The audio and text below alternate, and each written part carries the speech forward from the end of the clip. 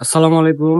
দেখতে পাচ্ছেন আমাদের নিকেতন বাজার গেটের যে প্রজেক্টটি আছে, এখানে পাইলিং এর কাজ অলমোস্ট শুরু হয়ে গেছে। এখানে সিমেন্ট রাখা হয়েছে ফ্রেশ ফ্রেশ কোম্পানির। আর এই যে বালি, সিলেট বালি আছে, ওইখানে পাথর আছে, এই যে পাথর।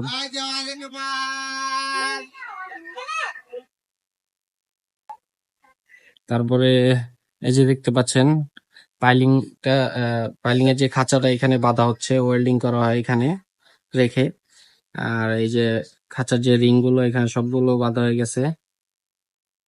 মোটামুটি বেশ কিছু রিং এখানে কমপ্লিট করা আছে। এটা এখন সম্পূর্ণ রেডি ফর ঢালাইয়ের জন্য। আর এখানে জায়গা ছোটর কারণে এখানে ছোট করে একটা ট্যাঙ্কি করা হয়, মানে কাদা ময়লা কাদার জন্য এখানে আসবে, এবং এখান থেকে এই মেশিনের মাধ্যমে এই পাইপ দিয়ে আমরা কাদাটা এখান থেকে আউট করব।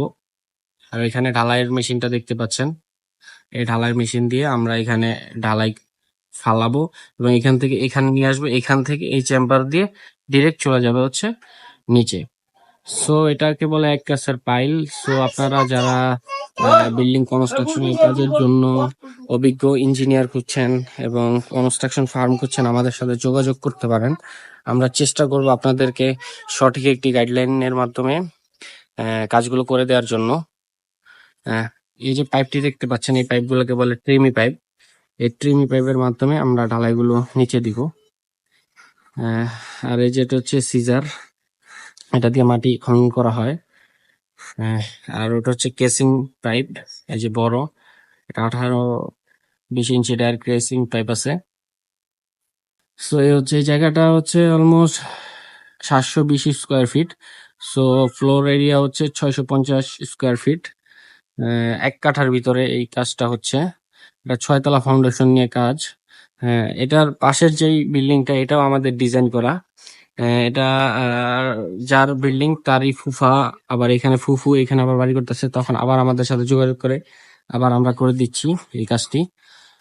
সো পেজগুলা অবশ্যই শেয়ার করতে ভুলবেন না, ফলো করবেন, এবং শেয়ার করলে অন্যরা দেখে উপকৃত হবে এবং আমাদের সাথে যাতে যোগাযোগ করতে পারে এই কাজগুলো সম্পর্কে। ওখানে এই যে দেখেন, আমরা লেআউট করে রাখছিলাম, এখানে গ্রিড নাম্বার দেয়া আছে প্রত্যেকটার।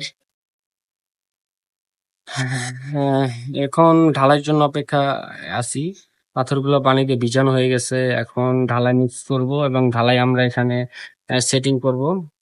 সো আপনারা আম, কে কোন জেলা থেকে দেখতেছেন কমেন্ট করবেন, এবং কারা কারা এই ধরনের বাড়ি তৈরি করা সম্পর্কিত বিষয়গুলো জানতে চান অবশ্যই কমেন্ট করবেন, এবং কার কি কাজ আছে সেটাও আমাদেরকে একটু জানাবেন। আমরা চেষ্টা করবো আপনাদেরকে সঠিক একটি গাইডলাইনের মাধ্যমে বাড়ি করা সম্পর্কিত তথ্যগুলো শেয়ার করবে। সো সবাই ভালো থাকবেন। আল্লাহ হাফেজ।